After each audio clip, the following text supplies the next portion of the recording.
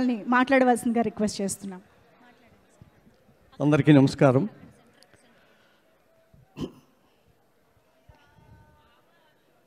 అది 1992 సంవత్సరం.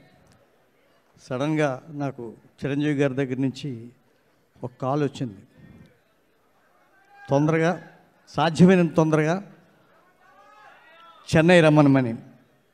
చెన్నై వెళ్ళిన తర్వాత ఏం జరిగిందంటే, మన పవన్ కళ్యాణ్ గారిని మెగాస్టార్ చిరంజీవి గారు ఇలా పట్టుకొని, ఇదిగోటండి సత్యానంద్ గారు, ఇతను నా తమ్ముడు, నీ చేతుల్లో పెడుతున్నాను, మీరు ఇతన్ని ఆర్టిస్ట్గా తీర్చిదిద్దాలి అని నాకు అప్పచెప్పారు.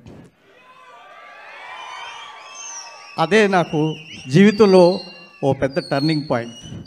నేనేమవుతానో నాకే తెలియని అస్తవ్యస్తమైనటువంటి సమయంలో, కేవలం నాటకాలు మాత్రం వేసుకొని బ్రతికే సమయంలో నాకు ఒక వజ్రంలా ఈ పవర్ స్టార్ని తయారు చేసే అవకాశం లభించింది.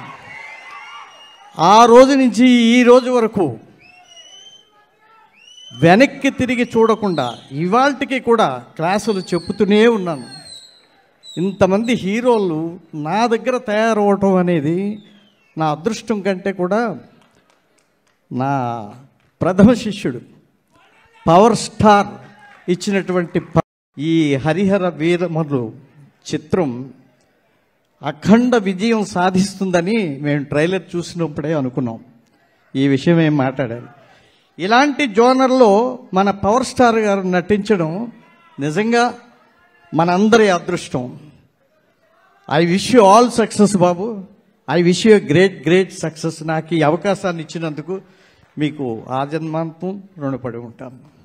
Thank you very much. Thank you sir. Thank you so much sir. మిమ్మల్ని వేదిక పైనే ఉండవలసిందిగా రిక్వెస్ట్ చేస్తున్నాం.